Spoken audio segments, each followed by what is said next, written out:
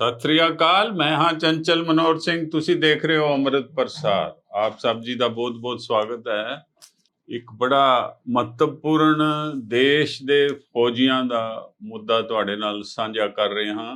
ਫੌਜੀਆਂ ਦੀਆਂ ਬਹੁਤ ਸਾਰੀਆਂ ਸੰਸਥਾਵਾਂ ਨੇ ਇੱਕ ਸਾਂਝੀ ਪ੍ਰੈਸ ਕਾਨਫਰੰਸ ਦਿੱਲੀ ਵਿੱਚ ਕੀਤੀ ਅਤੇ ਉਸ ਵਿੱਚ ਉਹਨਾਂ ਨੇ ਇਹ ਕਿਹਾ ਕਿ ਮੋਦੀ ਸਰਕਾਰ ਨੇ ਫੌਜੀਆਂ ਉੱਪਰ ਸਰਜੀਕਲ ਸਟ੍ਰਾਈਕ ਕਰ ਦਿੱਤੀ ਹੈ ਅਤੇ ਉਹਨਾਂ ਦਾ ਦਿੱਤੇ ਹੋਏ ਹੱਕਾਂ ਨੂੰ ਵਾਪਸ ਲੈ ਲਿਆ, ਖੋਹ ਲੈ ਲਿਆ। ਇਹ ਜੋ ਖੋਹ ਲਏ ਗਏ ਹੱਕ ਹਨ, ਇਹਨਾਂ ਦਾ ਨੋਟੀਫਿਕੇਸ਼ਨ 21 ਸਤੰਬਰ 2023 ਨੂੰ ਇਸ਼ੂ ਕੀਤਾ ਗਿਆ ਹੈ ਔਰ ਇਸ ਵਿੱਚ ਉਹਨਾਂ ਨੇ ਜੋ ਉਹਨਾਂ ਦੀ ਪੈਨਸ਼ਨ ਪਾਲਿਸੀ ਸੀ ਉਸ ਨੂੰ ਵੀ ਬਦਲ ਦਿੱਤਾ ਹੈ ਅਤੇ ਉਸ ਦੇ ਨਾਲ ਜਿਹੜੇ ਉਹਨਾਂ ਦੇ ਐਂਟਾਈਟਲਮੈਂਟ ਰੂਲਸ ਹਨ, ਕੈਜੁਅਲਿਟੀ ਜਿਹੜੀ ਹੈ ਅਤੇ ਡਿਸੇਬਿਲਿਟੀ ਦੇ ਜਿਹੜੇ ਕੰਪਨਸੇਸ਼ਨ ਹਨ, ਉਹਨਾਂ ਬਾਰੇ ਵੀ ਰੂਲਾਂ ਵਿੱਚ ਪਰਿਵਰਤਨ ਕਰਕੇ ਇੱਕ ਹੋਰ ਸਰਜੀਕਲ ਸਟ੍ਰਾਈਕ ਕੀਤਾ ਹੈ। ਇਹ ਜੋ ਸਰਜੀਕਲ ਸਟ੍ਰਾਈਕ ਕੀਤੇ ਹਨ, ਇਹਦੇ ਨਾਲ ਸੈਨਾ ਦਾ ਬਹੁਤ ਨੁਕਸਾਨ ਹੋਇਆ।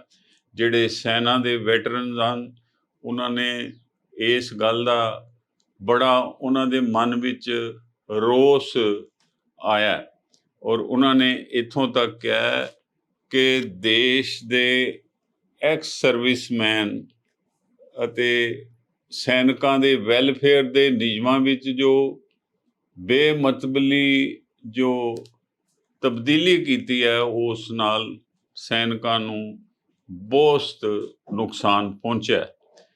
ਇਸ ਤਰ੍ਹਾਂ ਸੈਨਿਕਾਂ ਨੇ ਇਹ ਦੋਸ਼ ਲਾਇਆ ਕਿ ਦੇਸ਼ ਦੇ ਸਿਕਿਉਰਿਟੀ, ਯਾਨੀ ਜਿਹੜਾ ਸੈਨਿਕਾਂ ਉੱਪਰ ਇੱਕ ਹੋਰ ਸਰਜੀਕਲ ਸਟ੍ਰਾਈਕ ਕੀਤਾ, ਉਹਦੇ ਨਾਲ ਦੇਸ਼ ਦੀ ਸਿਕਿਉਰਿਟੀ ਦਾ ਮੁੱਦਾ ਵੀ सामने आया है। मोदी सरकार ने अपने देश की सेना के ऊपर एक बहुत ही भयंकर सर्जिकल स्ट्राइक की है। बड़ा वक्तव्य है, लेकिन वाकई में ये सर्जिकल स्ट्राइक है।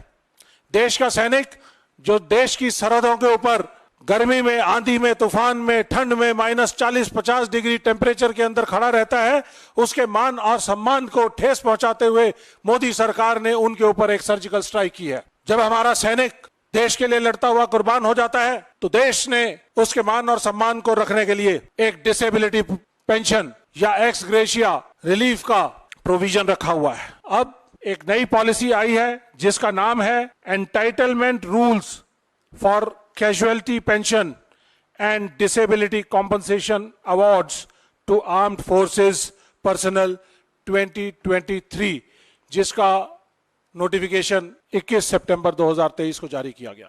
इसके तहत सबसे पहली चीज मैं आपको यह बताना चाहूंगा कि ये जो पॉलिसी है वो एक गलत पॉलिसी है। सेना के मान सम्मान से खिलवाड़ करने की पॉलिसी है, देश की सुरक्षा प्रणाली से खिलवाड़ करने की पॉलिसी है।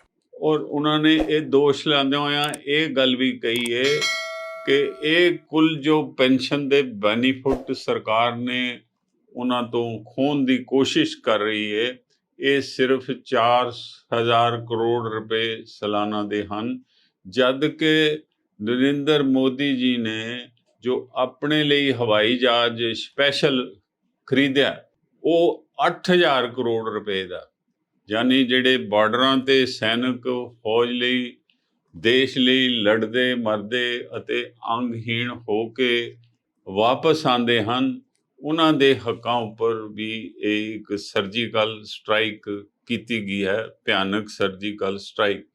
ਇਹ ਬਾਰ-ਬਾਰ ਸਰਜੀਕਲ ਸਟ੍ਰਾਈਕ ਦਾ ਸ਼ਬਦ ਫੌਜੀਆਂ ਨੇ ਆਪਣੀ ਪ੍ਰੈਸ ਕਾਨਫਰੰਸ ਵਿੱਚ ਵਰਤਿਆ।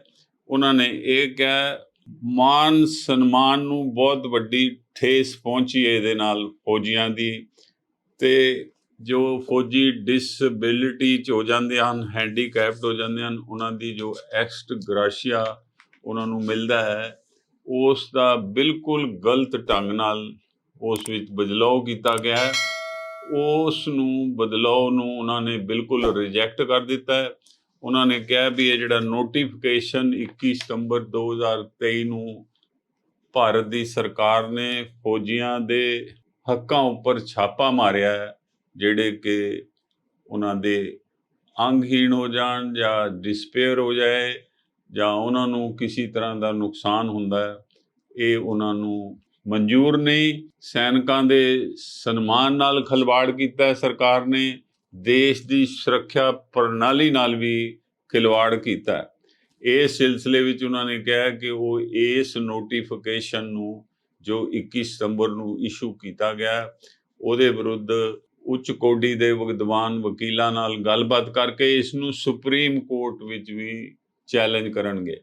ਉਹਨਾਂ ਨੇ ਇਹ ਵੀ ਕਿਹਾ ਕਿ ਇਹ ਪ੍ਰਾਈਮ ਮਿਨਿਸਟਰ ਮੋਦੀ ਦੀ ਸਰਕਾਰ ਦਾ ਝੂਠਾ ਰਾਸ਼ਟਰਵਾਦ ਹੈ ਔਰ ਇਹ ਜੋ ਪ੍ਰੇਰਨਾ ਲਈ ਹੈ ਇਹ ਫੌਜੀਆਂ ਦਾ, ਦੇਸ਼ ਦੇ ਸੈਨਿਕਾਂ ਦਾ ਬੁੱਧੂ ਬਣਾਉਣ ਦਾ, ਯਾਨੀ ਬੇਵਕੂਫ ਬਣਾਉਣ ਦਾ ਉਹਨਾਂ ਨੇ ਸ਼ਬਦ ਵਰਤਿਆ, ਜਿਸ ਦਾ ਕਿ ਸਾਰੇ ਸੈਨਿਕ ਐਕਸ ਸਰਵਿਸਮੈਨ ਵਿਰੋਧ ਕਰਦੇ ਹਨ। ਅਤੇ ਉਹਨਾਂ ਨੇ ਕਿਹਾ ਹੈ ਕਿ ਇਹ ਸਰਕਾਰ ਜਿਹੜੀ ਹੈ ਇਹ ਫੌਜੀਆਂ ਦੇ ਹੱਕ ਵਿੱਚ ਨਹੀਂ ਹੈ।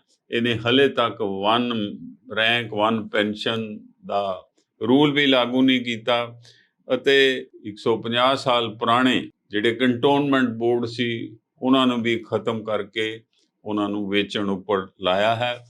ਅਤੇ ਦੇਸ਼ ਵਿੱਚੋਂ ਕੰਟੋਨਮੈਂਟ ਬੋਰਡ ਖਤਮ ਕਰਨ ਦੀ ਜਿਹੜੀ ਪਾਲਿਸੀ ਹੈ, ਇਸ ਨਾਲ ਦੇਸ਼ ਦੇ ਸੈਨਿਕਾਂ ਦੇ ਜੀਵਨ ਉੱਪਰ ਬੜਾ ਪ੍ਰਭਾਵ ਪਏਗਾ ਔਰ ਇਹ ਬੁਰਾ ਪ੍ਰਭਾਵ ਜਿਹੜਾ ਹੈ ਇਹ ਨੈਗੇਟਿਵ ਸੈਂਸ ਪਏਗਾ, ਕਿਉਂਕਿ ਕੰਟੋਨਮੈਂਟਾਂ ਰਾਹੀਂ ਸੈਨਿਕਾਂ ਨੂੰ ਜੋ ਸਹੂਲਤਾਂ ਮਿਲਦੀਆਂ ਹਨ ਉਹ ਉਹਨਾਂ ਦੀਆਂ ਖਤਮ ਹੋ ਜਾਣਗੀਆਂ।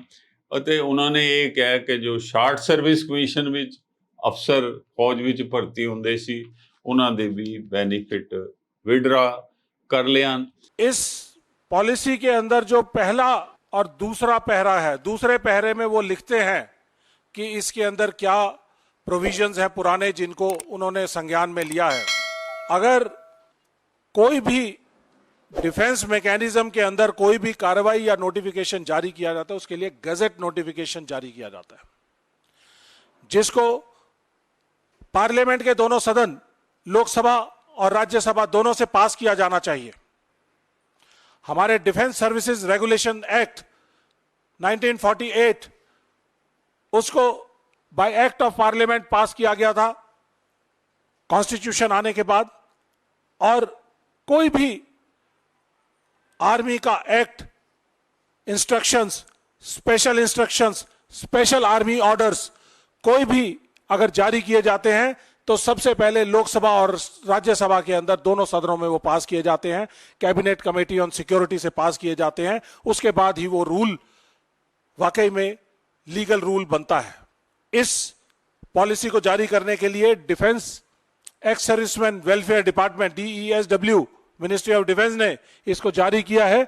तो ये मेरे ख्याल से किस लेवल तक इसकी परमिशंस ली गई हैं, लेकिन at the outset prima facie ये लगता है कि ये इलीगल और अनटेनेबल पॉलिसी है, और इसलिए देश के वेटरन ऑर्गेनाइजेशंस इस पॉलिसी का पुरजोर विरोध करती हैं और आउटसेट पे और इसका पूरी तरह से खंडन करती हैं और रिजेक्ट करती हैं।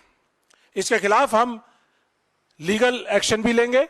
लीगली सुप्रीम कोर्ट के अंदर हम इसका संज्ञान लेते हुए इसके ऊपर क्या लीगल पोजीशन बनती है उसके ऊपर एक्शन लिया जाएगा। ਇਹ ਪਹਿਲੀ ਵਾਰੀ ਹੋਇਆ ਕਿ ਫੌਜੀਆਂ ਦੀਆਂ, ਐਕਸ ਸਰਵਿਸਮੈਨ ਦੀਆਂ ਬਹੁਤ ਸਾਰੀਆਂ ਸੰਸਥਾਵਾਂ ਨੇ ਇਕੱਠੇ ਹੋ ਕੇ ਦਿੱਲੀ ਵਿੱਚ ਇੱਕ ਪ੍ਰੈਸ ਕਾਨਫਰੰਸ ਵੀ ਕੀਤੀ ਹੈ ਅਤੇ ਉਸ ਪ੍ਰੈਸ ਕਾਨਫਰੰਸ ਵਿੱਚ ਇਹ ਸਾਰੇ ਦੋਸ਼ ਇਸ ਸਰਕਾਰ ਤੇ ਲਗਾਏ ਹਨ, BJP ਦੇ, ਪਲੱਸ ਉਹਨਾਂ ਨੇ ਇਹ ਕਿਹਾ ਵੀ ਇਹਨਾਂ ਦਾ ਝੂਠਾ ਰਾਸ਼ਟਰਵਾਦ ਹੈ, ਜਦ ਕਿ ਸੈਨਿਕਾਂ ਉੱਪਰ ਇਹ ਬਾਰ-ਬਾਰ ਸਰਜੀਕਲ ਸਟ੍ਰਾਈਕਾਂ ਕਰ ਰਹੇ ਹਨ। ਇਹ ਜੋ ਸ਼ਬਦਾਵਲੀ ਵਰਤੀ ਹੈ ਇਹ ਬੜੀ ਹੀ ਹਾਰਸ਼ ਵਰਤੀ ਹੈ ਉਹਨਾਂ ਨੇ, ਔਰ ਉਹਨਾਂ ਨੇ ਮੋਦੀ ਸਰਕਾਰ ਦੇ ਇਹ ਸਾਰੇ ਸੈਨਿਕਾਂ ਬਾਰੇ ਜਾਂ ਫੌਜ ਬਾਰੇ ਜੋ ਉਹਨਾਂ ਦਾ ਵਤੀਰਾ ਹੈ ਉਹਨਾਂ ਦਾ, ਉਸ ਦੀ ਉਹਨਾਂ ਨੇ ਕੜਰੀ ਨਿੰਦਾ ਕੀਤੀ ਹੈ। ਔਰ ਇਹਨਾਂ ਦੀ ਇਹ 30 ਮਿੰਟ ਦੀ ਜੋ ਪ੍ਰੈਸ ਕਾਨਫਰੰਸ ਹੈ ਉਹਨਾਂ ਨੇ ਫੌਜੀਆਂ ਦੇ ਸਾਰੇ ਦੁੱਖ ਦਰਦ ਨੂੰ ਉਹਨਾਂ ਨੇ ਐਕਸਪਲੇਨ ਕੀਤਾ ਹੈ, ਔਰ ਇਹ ਪਹਿਲੀ ਵਾਰੀ ਹੋਇਆ ਕਿ ਫੌਜੀ ਇਸ ਤਰ੍ਹਾਂ ਆਪਣੇ ਹੱਕਾਂ ਲਈ ਸਭ ਕੁਝ ਜਨਤਕ ਕੀਤਾ ਹੈ। ਤੋ ਇਸ ਗੱਲ ਨੂੰ ਇੱਥੇ ਅਸੀਂ ਸਮਾਪਤ ਕਰਦੇ ਹਾਂ ਅਤੇ ਉਮੀਦ ਕਰਦੇ ਹਾਂ ਵੀ ਇਹ ਚਰਚਾ ਤੁਹਾਨੂੰ ਪਸੰਦ ਆਏਗੀ ਅਤੇ ਤੁਸੀਂ ਆਪਣੇ ਵੱਧ ਤੋਂ ਵੱਧ ਸੈਨਿਕਾਂ ਨਾਲ, ਮਿੱਤਰਾਂ ਨਾਲ, ਦੋਸਤਾਂ ਨਾਲ ਇਸ ਦੀ ਸਾਂਝ ਪਾਓਗੇ। ਧੰਨਵਾਦ। ਸਤਿ ਸ੍ਰੀ ਅਕਾਲ।